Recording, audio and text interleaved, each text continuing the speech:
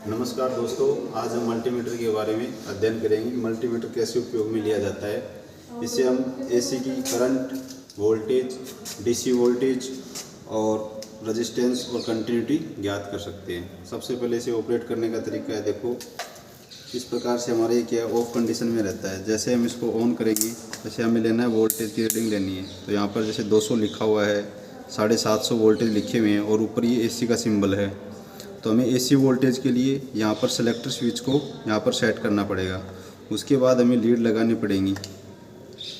इसके अंदर हम लीड कॉमन में लगा देंगे और दूसरी अपनी वोल्टेज वाले में लगा देंगे। इसमें इस प्रकार से हम इसको कनेक्ट कर लेंगे। सबसे पहले हम क्या करेंगे, वोल्टेज मेजरमेंट। अब हमारे पास यहाँ पर देखो, हम 3 फेज सप्लाई है हमारे पास यहाँ पर, और हमें सबसे पहले हम वोल्टेज पता करेंगे। इसमें हमने क्या किया, सेलेक्टर स्विच को, इसकी रेटिंग है 750 वोल्ट पर सेट कर दिया है। अब हमारे पास ये 2 लीड है, इनको हम अलग अलग कनेक्ट करेंगे। कनेक्ट करने से ये हमारा न्यूट्रल हो गया और इसमें से कोई भी एक फेज है। तो हमारे पास देखो ये रीडिंग आ रही है सिंगल फेज की 268 वोल्टेज आ रही है। अब इसमें चेक करेंगे, यहाँ पर देखो इसमें 259 आ रही है। अब हमें करना है 3 फेज सप्लाई में, तो हमारे 3 फेज सप्लाई में आता है अपना 440 है। 440 के लिए हम क्या करेंगे, यहाँ पर देखो किन्हीं 2 फेजों में, अब यहाँ पर किन्हीं 2 फेजों में एक अपना हो गया रेड वाला, एक ब्लू वाला। अब यहाँ पर वोल्टेज देखो अपनी 466 देखो इसके अंदर। अब हमारे पास देखो ये अपना के 2 फेजों के अंदर क्या हो रहा है। अब यहाँ पर देखो हमारे पास 3 फेज सप्लाई के अंदर फेज टू फेज वोल्टेज था अपना 400 के ऊपर। अब यहाँ पे देखो 464-66 के करीब आ रहे हैं। हम लगाएंगे येलो और ब्लू में, तो यहाँ पर ये आ गया अपना 465-66 के करीब। और अपना एक फेज और एक न्यूट्रल के अंदर अपना सिंगल फेज बन जाता है। यहाँ पर अपना वोल्टेज आ रहा है 271 के करीब। मीटर से वोल्टेज चेक कर सकते हैं। वोल्टेज चेक करने के बाद हम मल्टीमीटर से एसी की करंट मेजर करेंगे। तो यहाँ पर हमें क्या क्लैम मीटर यूज में लेंगे हमारे पास ये।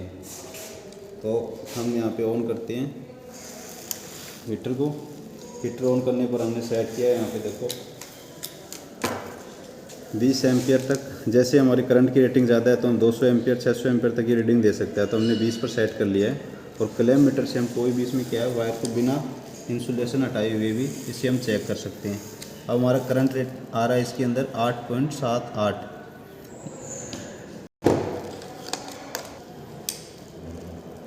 सीरीज़ के अंदर अपना 0.12 आ रहा है।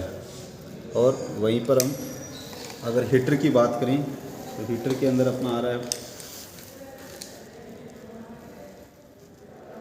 9 के करीब अपना क्या आ रहा है ये करंट। तो इस प्रकार से हम मल्टीमीटर से क्या कर सकते हैं, इंसुलेशन हटाए बगैर ही हम करंट की रेटिंग ले सकते हैं। इसके बाद हम करेंगे डीसी से। अब हम डीसी वोल्टेज के लिए यहाँ पर हम मेटल रेक्टिफायर यूज़ लेंगे। यहाँ पर ये ब्रिज रेक्टिफायर का ये एक रूप है। इसके अंदर हमारे पास 4 टर्मिनल निकले हुए हैं। तो इसमें हमें क्या करना है, एसी सप्लाई कहाँ पे देनी है और डीसी हमें कहाँ से प्राप्त होगी, इसके लिए हमें इसको देखना पड़ेगा। अब यहाँ पर हमें देखो एक पॉजिटिव का सिंबल है और एक यहाँ पर एसी का सिंबल है। तो जो एसी वाला सिंबल होता है इसमें क्रॉस चलता है। ये अपना पॉजिटिव टर्मिनल हो गया और ये हमारा एसी का सिंबल है। तो जैसे ये वाला एसी का सिंबल है तो इसकी जो क्रॉस में सप्लाई, यहाँ पर अपना फेज और न्यूट्रल आ जाएगा और यहाँ पर इन 2 पॉइंटों पे अपने पॉजिटिव और नेगेटिव। तो ये वाला पॉजिटिव है तो इसके अपोजिट वाला नेगेटिव हो जाएगा। इन सिरों पर हमें क्या मिल जाएगी, वोल्टेज। इसको हम सप्लाई से कनेक्ट करेंगे और वोल्टेज देखें कितना वोल्टेज आ रहा है अपने पास।